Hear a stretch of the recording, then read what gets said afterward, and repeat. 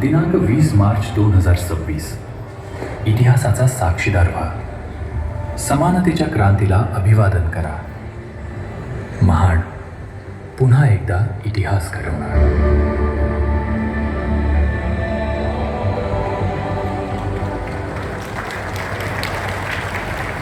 यानंतर सरतेशेवटी आपल्या सर्वांना मार्गदर्शन करते महाराष्ट्र राज्याचे सन्माननीय मुख्यमंत्री माननीय नामदार देवेंद्रजी फडणवीस साहेब. एकदा जोरदार टाळ्या झाल्या पाहिजे. प्रशासनातील कडक निर्णय क्षमता, पायाभूत सुविधा विकास आणि पारदर्शकतेवरती ज्यांचा आहे भर, निर्णयात ठामपणा, प्रभावित वक्तृत्व आणि सक्षम नेतृत्व सन्माननीय देवेंद्रजी फडणवीस साहेब. जोरदार टाळ्या झाल्या पाहिजे. छत्रपती शिवरायांना मानाचा मुजरा करतो. भारतीय राज्यघटनेचे शिल्पकार, क्रांतीसूर्य, महामानव, भारतरत्न डॉक्टर बाबासाहेब आंबेडकर यांना मानवंदना अर्पित करतो.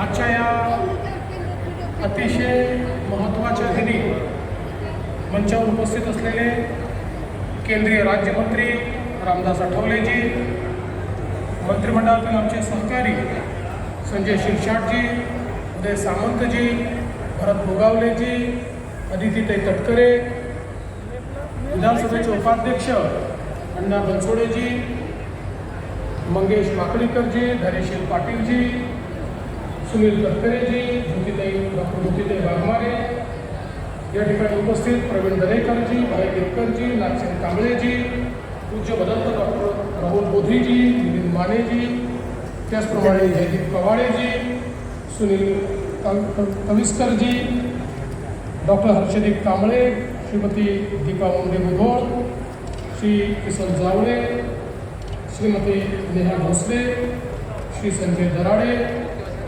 श्रीमती आचल दलाल, मंचासमोर उपस्थित असलेले सर्व मान्यवर आणि उपस्थित सर्व माझ्या भगिनी आणि बंधूंनो, आज अतिशय महत्त्वाचा दिवस आहे.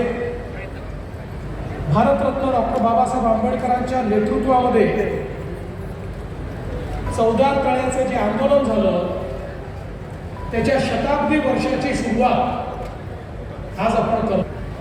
ही रायगडची भूमी अत्यंत महत्त्वाची भूमी आहे, कारण एकीकडे छत्रपती शिवरायांनी स्वराज्याचा संदेश याच रायगडच्या भूमीतून दिला आणि दुसरीकडे 14 तळ्याच्या आंदोलनातनं स्वराज्य हे समतेसोबत असलं पाहिजे, ती समता स्थापन करण्याचा संदेश हा भारतरत्न डॉक्टर बाबासाहेब आंबेडकरांनी 14 तळ्याच्या माध्यमातून दिला. आणि म्हणून मला असं वाटतं की अतिशय महत्त्वाचा अशा प्रकारचा आजचा दिवस आहे. मला सांगताना आनंद वाटतो की यावर्षी अत्यंत हे महत्त्वाचं वर्ष आहे. एकीकडे ज्यांना भारतरत्न डॉक्टर बाबासाहेब आंबेडकरांनीही गुरुस्थानी बघितलं ते महात्मा ज्योतिराव फुले यांच्या 200व्या जयंतीचं हे वर्ष आहे. वैराग्यमूर्ती गाडगे बाबा यांच्या 150व्या जयंतीचं हे वर्ष आहे. आणि 14 तळ्याच्या सत्याग्रहाच्या 100व्या वर्षपूर्तीचं अशा प्रकारचं वर्ष आहे. आणि म्हणूनच महाराष्ट्र सरकारने हे वर्ष समता आणि समरसता वर्ष म्हणून साजरं करण्याचा निर्णय घेतलेला आहे. आपल्याला माहिती आहे आपल्या संविधानाने दिलेलं आपलं अंतिम उद्दिष्ट हे समता आहे. समाजात समता असली पाहिजे, प्रत्येकाला अधिकार असले पाहिजे, कोणीही मोठा नाही, कोणीही लहान नाही.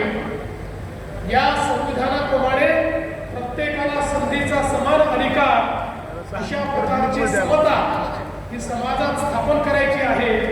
आणि या समतेकडे जाणारा रस्ता काय आहे तर तो रस्ता समरसतेचा रस्ता आहे की ज्याच्यामध्ये संपूर्ण समाज समरस होऊन समता स्थापित करेल.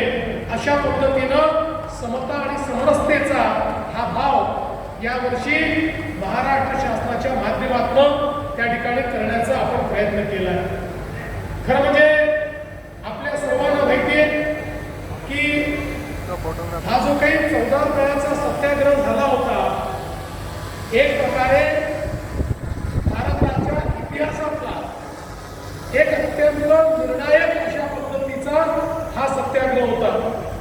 बहिष्कृत भारतमध्ये 3 एप्रिल 1927 रोजी भारतरत्न डॉक्टर बाबासाहेब आंबेडकरांनी चौदार तळ्याच्या आंदोलनाबद्दल लिहित असताना सांगितलं की ज्याप्रमाणे फ्रेंच राज्यक्रांती जगाच्या इतिहासातला एक असं वळण आहे की ज्याने जगाचा इतिहास बदलला, तशाच प्रकारे भारताच्या इतिहासातलं एक असं वळण हे चौदार तळे आहे की ज्याने